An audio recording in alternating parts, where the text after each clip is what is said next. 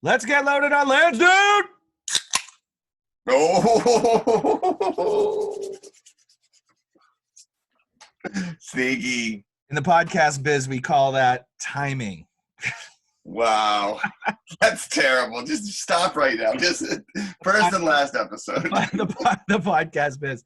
All right, so welcome to episode number 75 of the Loaded on Lansdowne Boston Red Sox baseball podcast. I'm your host, Mark Chikaris. Alongside me virtually is Andrew Andrews, and Drew Athens is not with us this week, but hopefully he'll be back soon. It was great to have him on the show. We're actually going to give some props to Drew today as we discuss one of his upcoming articles. Hope we're not blowing up his spot a little bit, but I think he'll appreciate it. Andy, did you enjoy this beautiful day after it snowed last weekend? What a wonderful day. It was really weird. Yeah. I mean, and now the sun was out. I just been getting blasted in the sun all day. I got to admit, I'm a little loopy, though. Who knows what some takes might go a little off the rails tonight. We'll see. I don't know. Yeah, I got a little color in my face. A little sun loopy, yeah. So that's what, the Irish tan, right? The sunburn. Yeah, it kind of feels like baseball out there. I guess this, Yeah, man, it would be great if there was actually some baseball. So speaking of baseball, we're going to talk about today's agenda. We're going to talk about the owner's proposal. At least one player has come out and spoken out against the proposal. Go figure. I could have told you that was going to happen. There was no way that the owners were going to propose a beginning to this season without some pushback. The baseball players union, the MLB players union is one of the strongest unions in America. So they're not going to go into anything without a lot of foresight, without a lot of thinking. I don't want to say pushback. They want things their way. They want things fairly. They've worked hard for it. So I get it. I get it.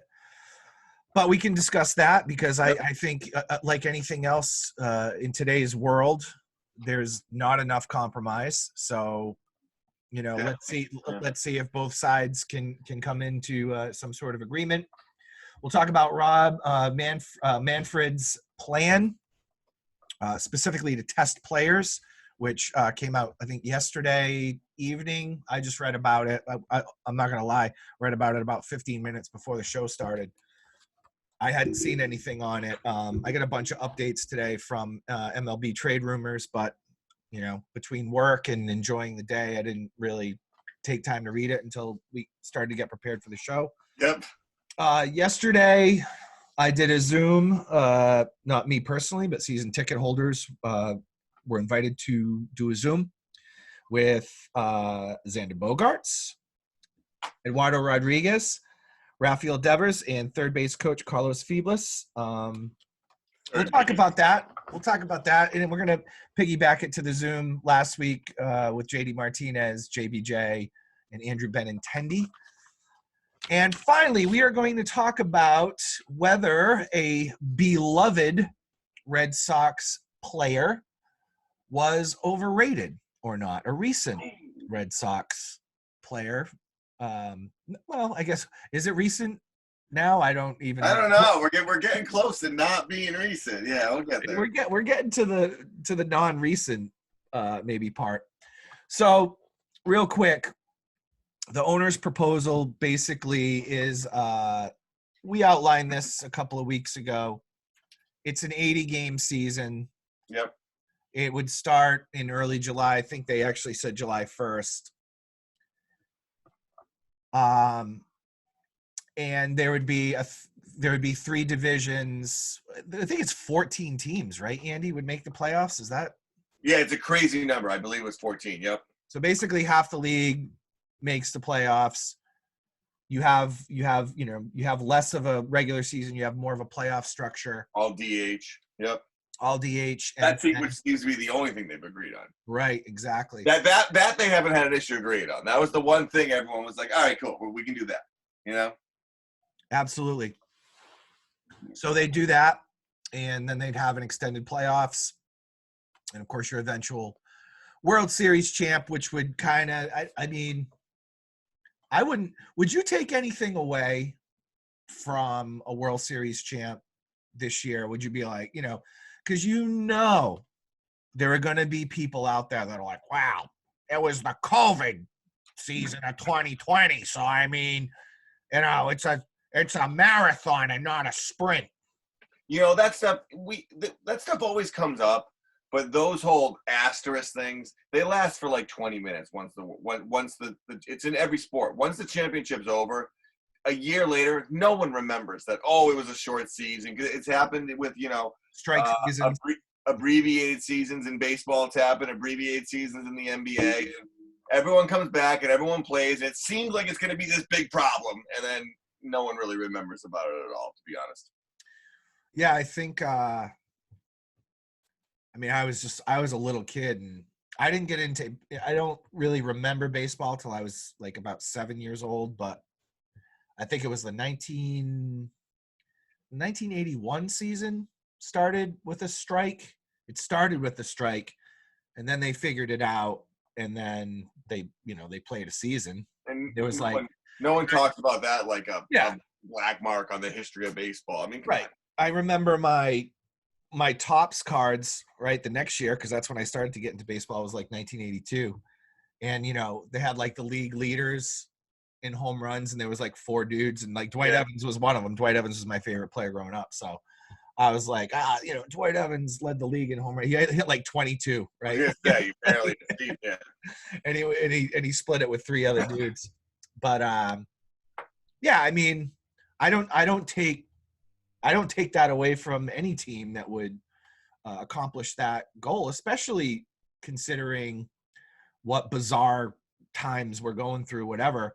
The only time it looks really bad, the only people in that position, I should say, NBA and hockey and NHL, if for some reason they were just to cancel the season and give the championship to the team that was in the lead. Oh, yeah. That's when it's crazy and it just doesn't make sense at all. You might as well not give it out. You know what I mean? Well, especially, But if there's a playoffs, there's a playoffs. You know. Well, that that's the thinking, is that they should just pick it up, and if you play with the teams that, especially in those 2 sports, because they were so close to the end of their seasons. Yeah, right? NBA is almost guaranteed. If they start, it's going to start with the playoffs. NHL is still hemming and hawing because there's a couple Canadian teams that are borderline, so they got to try to maybe figure out a way to get a few of them in there. Right, and I think, but especially with hockey, that the President's Cup, no one really wants to win it. Dude, that thing's like poison. It doesn't guarantee anything. Yeah. It's like when Belichick won't touch the AFC Championship. Yeah. He won't touch the trophy, right? So I get that, but I don't take anything away from a baseball team. You're going to play, and for people who are like, it's a marathon, not a sprint. I mean, baseball's half season is pretty much other sports' full season. So, yeah, I mean, and granted, baseball players are a different breed, and they're like, they're such wimps when it comes to some things, but it's just like, they play 80 games, they might learn something too. They might learn, maybe this is a little better. Right. Exactly. If they start thinking about, okay, we could stretch 80 games over the whole summer. Guys could get more rest. People would be healthy. Yeah, it really could change some things. And they never go down to 80 games, obviously. But, you start chipping away at 160. Right. I mean, go back to that 154 with more playoffs. But that's a great transition, actually, Andy. Good job. Well done. That's what I do. So Rob Manfred, who's the worst? I mean, just to backtrack a little bit, this offseason, I think we've talked about. It's hard to even call him the worst because he's kind of just like nothing. You know what I mean? There's I don't know if we've talked about this on the pod, but there's a shirt out there, I think we have, that it says, it's just a black shirt and it has white lettering. It's like super simple and it's brilliant, and I want to buy one. It just says, in quotes, "I hate baseball," and then under, it has the like dash, and it's like Rob Manfred. Like, it's like, you know what though? I don't know, man. I think he gets a little bit of it tough because I do think he recognizes some things about need to change in the game and some things when we talk about pace of play. And they were talking about this on the radio the other day. Baseball is the only sport where to change a rule, you have to discuss it with the players. You know what I mean? Yeah. Like the NFL, we want to change how we do pass interference. Hey, guess what, players union? Tough shit. You know what I mean? We don't care how you feel about it. NBA, we're gonna add a timeout, take away whatever we're gonna do. We're just doing it, and it's weird. They have so much power. Yeah, they do, and you're absolutely right. It shouldn't have to go through that, especially with like minor stuff. But like, the thing that pissed me off is like Manfred getting rid of, he got rid of 40. He wants to get rid of, and it's probably on the table. There's not going to be any minor league baseball this year, I don't think, anyway. No. So I mean, getting rid of 42 minor league teams, so 42 lower tier cities in America, and you average that out, obviously this is imperfect, but it's like basically like one per state, right? Or one per few states, whatever you want to call it. Yeah. Like you're taking that baseball away, like for good, 42 teams? Yeah, for the foreseeable future. Like you're not. So what are these teams going to do? Go into independent ball now? I mean, think about it. When we were growing up, well, you lived a little bit further away than I did, but like I went to way more Paw Sox games than I did Boston Red Sox games when I was young. I mean, yeah. Providence was 20 minutes away. Boston was 45, and it was cheaper. And that's where you would go with all your little league teams and stuff like that. So, I mean, there are bigger repercussions to the sport and not getting kids involved and getting kids into it. So that pissed me off a little bit. But, he does have a plan. He outlined it, I think it was yesterday or the day before, for testing players. So the players are going to get tested 2 or 3 times a week. If a player tests positive, all players in close contact with that player, so they're still going to try to, do social distancing. I don't know how the hell that's going to work out in the clubhouse, but, so basically, let's call it what it is. Every player on the team will immediately get tested. Okay. All right, so that it's not you can't. Yeah, you're not waiting for symptoms. Every player, every player that's in contact, and for listeners on Spotify and iTunes, I'm doing air quotes. They're going to get tested, and the other thing is they won't even have to quarantine for 14 days. What they'll have to do is they have to test. They have to have a negative test, 2 negative tests in 24 hours, and then is it 48? 48 hours. Sorry. Not 24. 2 negative tests in 48. That's my wife chiming in with some baseball. Checking with your researcher. What the hell are you doing? I'm proud of her. I'm proud of you, babe. Woo! Love you, girl. So, but yeah, okay. So they have to test negative twice in 48 hours, and then they'll be allowed to go back and play. So it doesn't seem like a bad. If you're testing every day, every couple of days, listen, the whole social distancing thing, once you're in the game, once you're in the bubble, stop it. Like it's locker room, dugout, clubhouse. I mean, it's. Well, you saw it in the Korean League. Some guys have masks on, some guys have masks on their chins, some guys have masks, here. Some guys don't. Some guys aren't wearing masks. It's like. But if you're testing, you don't have to worry about that because if a positive test, they get removed. I mean, it's that simple. Yep. I mean, UFC they had a guy who tested positive that day. They removed him from it, and they went on with the event.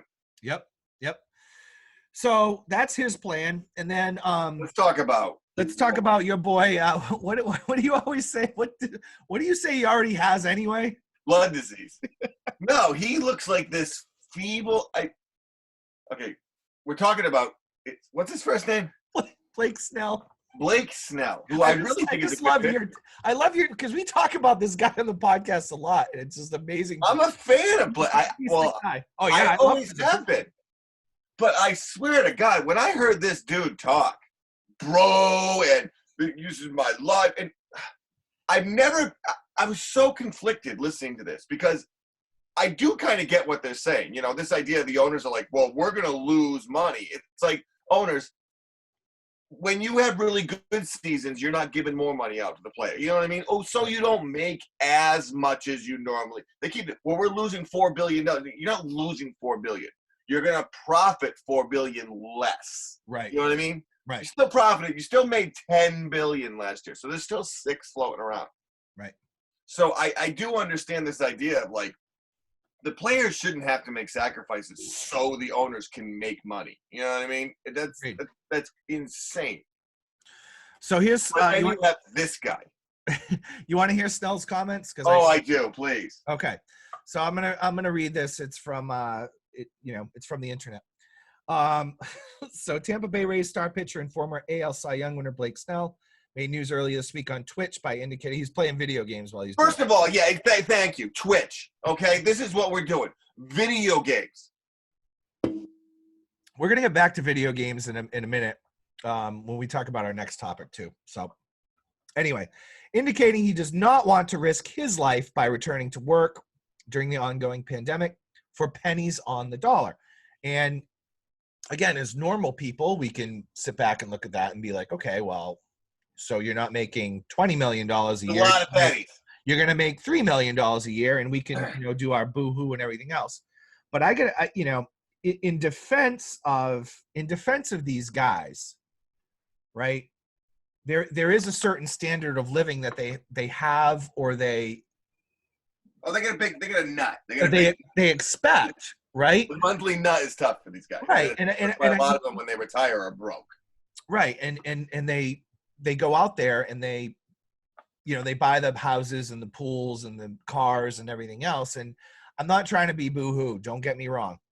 But, I have it a lot better. I'm a lot better off than a lot of people out there. And, if my pay was cut, there are certain things I couldn't afford, like this delicious hard cider that I'm drinking. Right now. And listen, the sentiment I kind of agree with. Right. It's the way they say it and the way these baseball players still think that like, on the echelon of how important are you to American society, right. These baseball players, it's not 1984 anymore, dude. Yeah. That's what they got to wake up about. It's this idea that like, oh, well, we just won't play and then the country will suffer. Most of the country won't fucking notice if you don't play, dude. Right. You know what I mean? Like, they're going to be way more bummed out if there's no NFL or if there's no NBA. So exactly. They better wake up about that. Well, again, and this has been 3 weeks running or 4 weeks running with us right now. I mean, you're absolutely right. Now's their chance to pounce on people hungry for sports. So he goes on, he says, I'm sorry you guys think differently, but the risk is way the hell higher and the amount of money I'm making is way lower. Why would I think about doing that? Y'all got to understand, man, for me to go. You all got to stand, man. Yeah. For me to take a pay cut, it's not happening because the risk is through the roof. It's a shorter season, less pay. He continues. I want people to understand what I'm saying is real. I'm concerned just like, and I think this was today, he like doubled down on it. I'm concerned just like everyone else about the virus. I want to make sure me and my peers are taken care of. We want to play under circumstances that we agreed upon as a group. So that's the union. Yeah, that's the union. He is, by the way, he is quoted like on March 15th saying, oh, it's like the flu. I mean, what the fuck? I'm not scared of a virus. I'll be fine if I get it. He is quoted saying that. And listen, I didn't know that. That's a lot. And I'll even take that with a grain of salt because a lot of us have changed our tune. You know what I mean? So yeah, I mean, I a couple times, let's be honest. Hey, well, yeah, because it changes. I mean, 3 weeks ago, Fauci said that you didn't need a mask and now we're all wearing masks. Yeah. So, I mean, it does change. But yeah, I mean, it's he's not wrong, right? I mean, you want to make sure everyone's safe.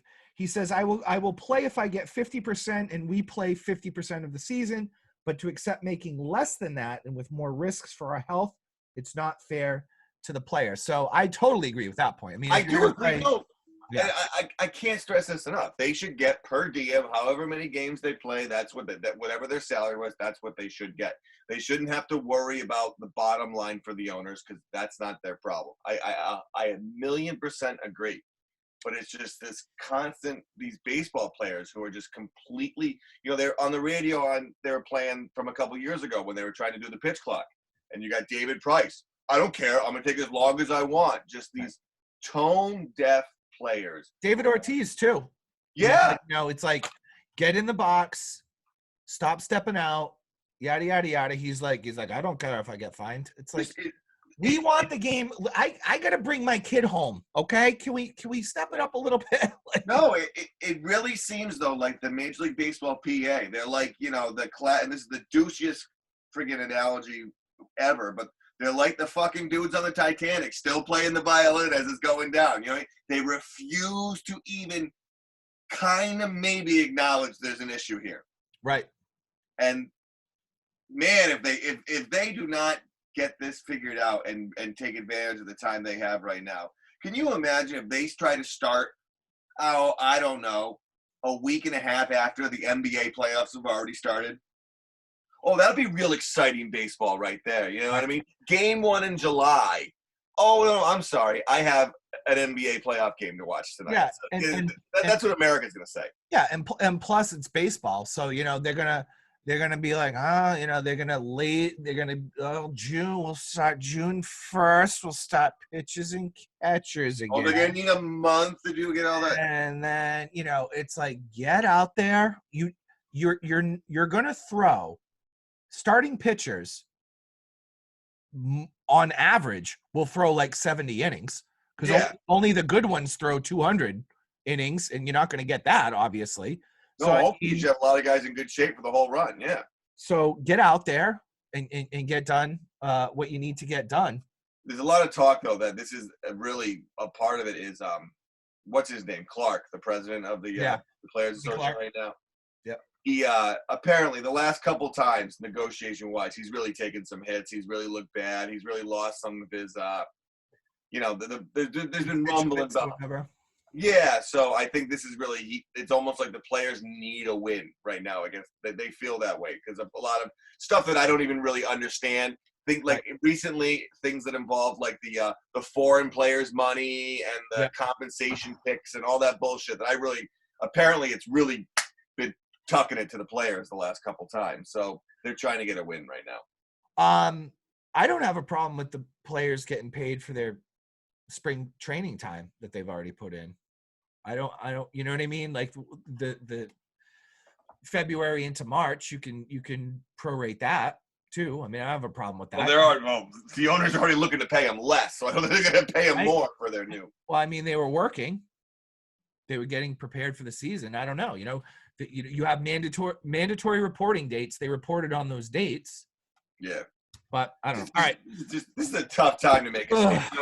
End on that. This is a real tough time to make a stand. You know what I'm saying? I know. I agree. And I think they should do everything they can.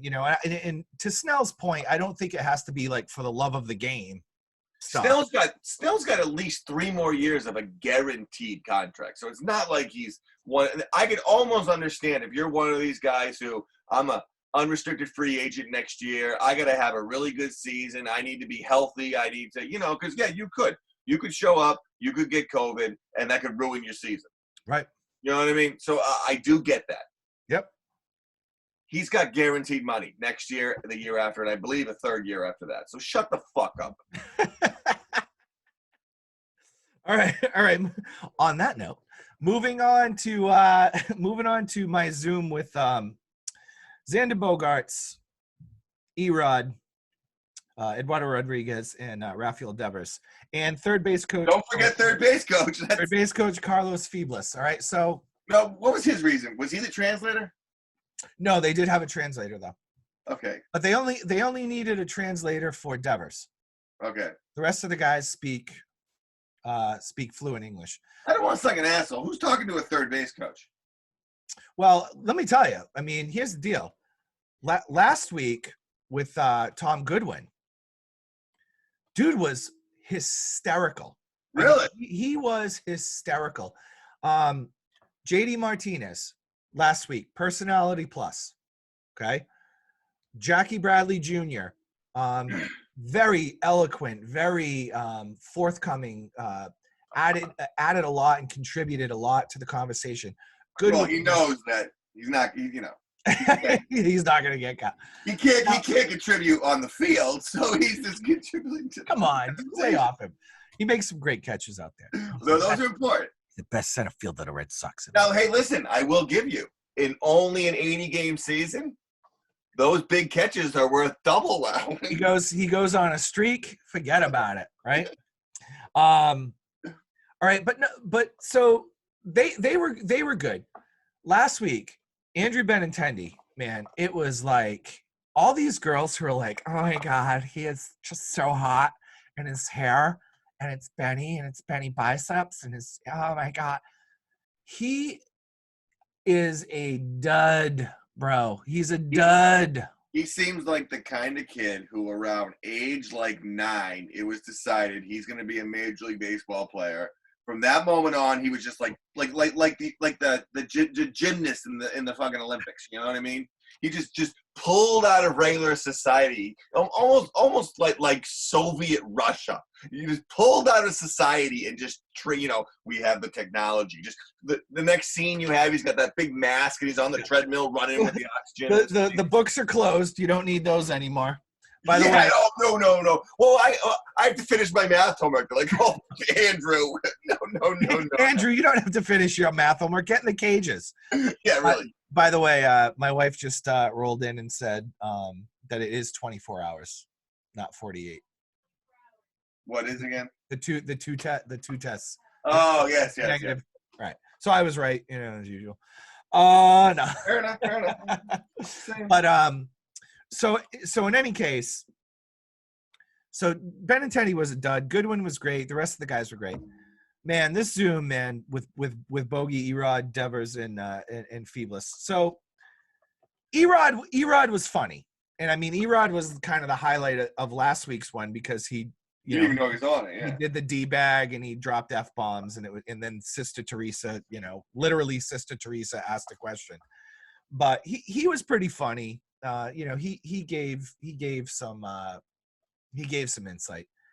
But all they talked about, dude, and we get back to what we talked about originally with Snell. All they talked about was video games. I was on this thing like mouth agape, like flies flying in and out of my mouth. It was so boring.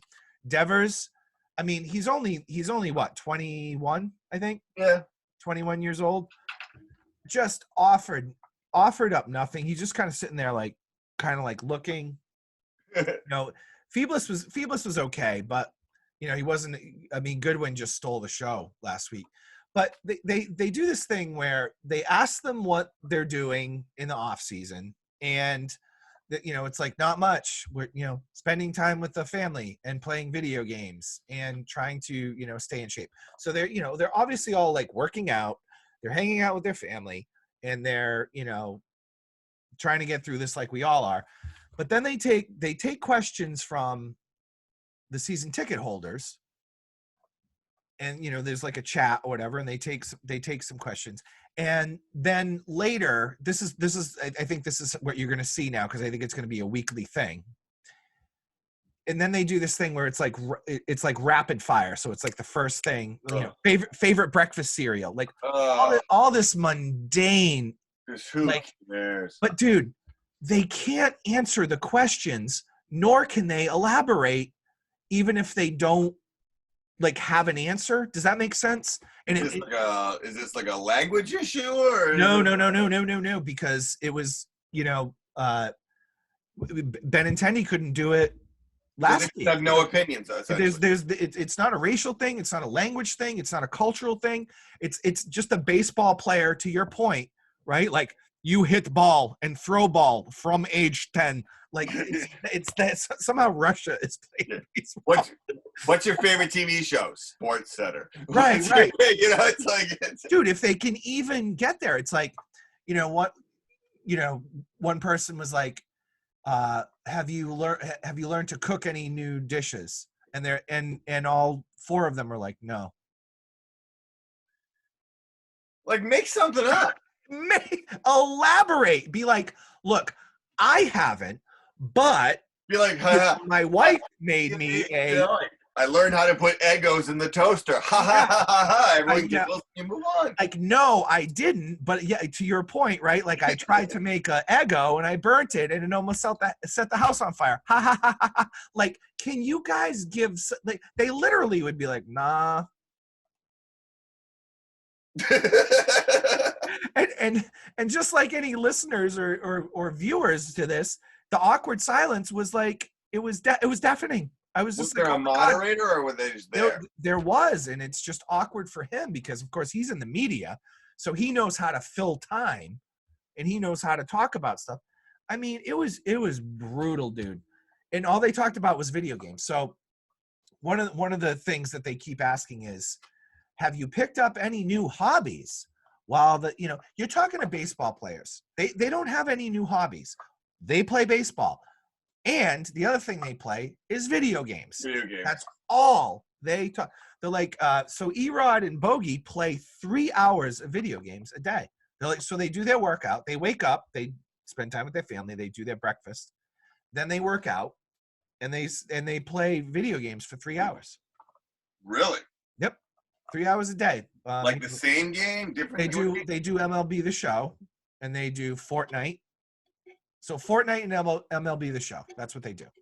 How do you? I don't know, man. Like, how do you do? Like, do your life is that much baseball? So like, oh, let's play a video game. How about baseball? It's like, what the fuck?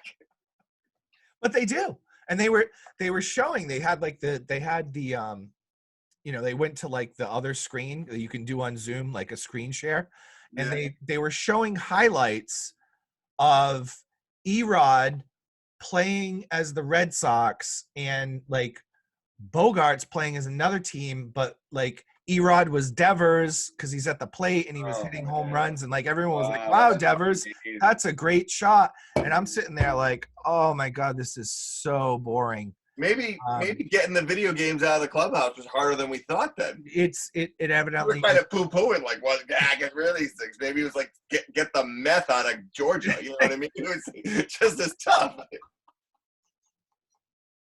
I don't know. That was good. That was good. They just can't elaborate on anything. That was brutal talking about their video games. Oh my God. All right. Whew. That was funny, Andy. Thank you. All right. So we're going to wrap up the show with this one. So we get a text from our good friend of the show, Drew Athens, who asked us if we thought that former Boston Red Sox catcher Jason Varitek was an overrated baseball player. Give your 3-minute preamble so people don't get mad at us, even though they're still going to. I'm not gonna give any preamble because I'm gonna give it to you first. I'm gonna let you take. I'm gonna just bury this thing. I'm gonna let you take the heat first. So go ahead. What do you think? Well, what did I say? I said, and again, I think, and I can only speak for Boston. Maybe other towns are like this, but I'll tell you, we are bad at this. Boston has a horrible habit. We confuse our favorite players with the best players. Right. You know what I mean? All-time favorites. And I said that to you. I said, Varitek's an all-time favorite. He was one of those dudes, we got him for friggin' Heathcliff. Was it Heathcliff Slocum, right? I mean, seriously. Best trade in Red Sox history as far as I'm concerned. The guy's last name is Slocum. So that must have been tough growing up. Yeah, it must have been real hard. But my high school was on Slocum Road. Yeah, you should drink more water. That way you won't be dehydrated. It'll flow better. But anyways, great guy, good catcher, pretty good hitter. Gave another man a mouth-to-mouth kiss right in center field on his last day, which I will never forget that. And that was. I do remember the whole crowd went, you know what I'm talking about? Yeah. Like this little victory lap and the bullpen coach or whatever there. Yeah. You could tell they were going for the cheek to cheek, but something lined up, and they went lip to lip smack, and there was a millisecond. All of Fenway Park went. You could literally hear it. Is that worse than Brady kissing his kid on the lips? More surprising because that was live. Like it was on the jumbotron. Yeah, they messed up. You know, it was like the hand slap with white people. They really did. They just missed. I don't know. It was, but and people get very sensitive about Veritek. It's I mean, I'm not even going to entertain Hall of Fame for this man. I think that is insane. It is. It is. And that is not an insult. There are tons of amazing, important baseball players who are not in the Major League Baseball, nor should they be in the Major League Baseball Hall. Listen, there's a bunch who are there who shouldn't be there. Oh, yeah, absolutely. So, and there are people out there who genuinely think this man is a Hall of Fame candidate. Yeah, I mean, I totally agree with everything you just said. I mean, my point, I think what I wrote was, as far as his position as catcher, you know, I thought he was a phenomenal catcher. Yeah. He's a phenomenal catcher, but let's not kid ourselves here. I mean, you don't get into the Baseball Hall of Fame with defensive stats or the fact that Jason Varitek, you know, caught 4 no-hitters and that he can call a hell of a game. You know, no one that's the type of thing that's hard to quantify. Did he bring those? You know, I don't even want to call them intangibles because I'm sure he prepared like no other to call games. And I know Curt Schilling has said that, you know, there were time in some of Schilling's most important starts, he never shook him off once. And I think it was the bloody sock game. I think that's the guy's a great baseball mind. You can't. Right. And you know, catchers are really the generals of the defense out there. And he was a good hitter. You know, for me, Varitek was like, he was actually pretty clutch. I just remember him getting really big hits, getting a lot of hits. So even like the stats won't really show it, but I remember him getting big hits. I remember him striking out a lot, you know, and of course, you know, but I think that because he gave A-Rod the glove sandwich in 2004 and literally the entire season changed after that. No, I'm willing to entertain him being a coach more than I'm willing to entertain him as one of the all-time greats. Yeah, a lot of things we're talking about are why we think maybe he could be a really good coach someday. Right. It's unfortunate because it seems like time's kind of slipping by a little bit on him, and he's not really.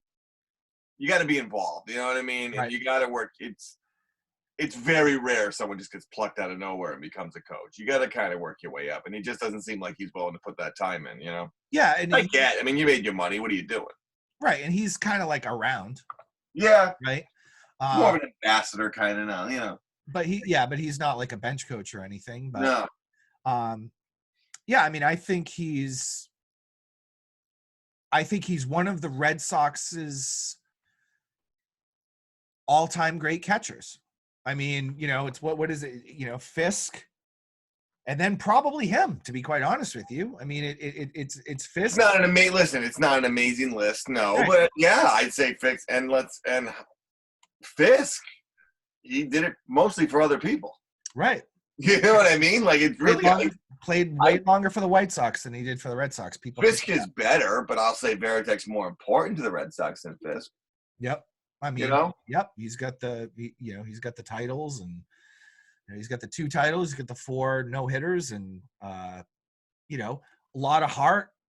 You know, he was a badass. I hated that C on his jersey. This isn't hockey. Oh, I hated that. Oh, I hated that. I hated it too. It's not hockey. You want to give the man the title. That's fine. You know, what was he? It was the Yastrzemski, and then they didn't have a captain until him. Just seems though it's like corporate America. You know what I mean? No, I want 13 million. We can't give you 13 million. I need 13 million. We can't. All right, listen. We can only give you 10 million. but we can give you a C. You know what I mean? Like, this corporate America, we'll give you a title. You're now the executive. You know, they gave him a title instead of giving him a couple extra bucks. You're now the agent assistant. fell for it. You're now the assistant to the regional manager. Exactly. All right. So yeah, Veritek, very nice player in Red Sox history. Second in my, I mean, I would have to go back and look at like stats from like the. Of course, yeah. You know, but like the Red Sox sucked in the 50s. They sucked in the 40s. I mean, you'd have to go back to like the 1918 and all that crap, where they won like 1 million titles in their first 5 years. Catchers really counted back then. Didn't they just have a stick? Yeah, they were like if he like here's the plate, and they were like, you know, but you know how they used to stand like 10 feet away, you know, like with just their like little like men's league softball catcher. The ball hits the ground, rolls 2 or 3 times, you pick it up, and you look at that. Exactly. All right, and you got anything else for episode 75? Big milestone for us. 75, episode 1. Now that we know how to spell Lansdowne Street. Yeah, exactly. That's a bad one. little typo there. Oops. Well, lands. I understand, you know.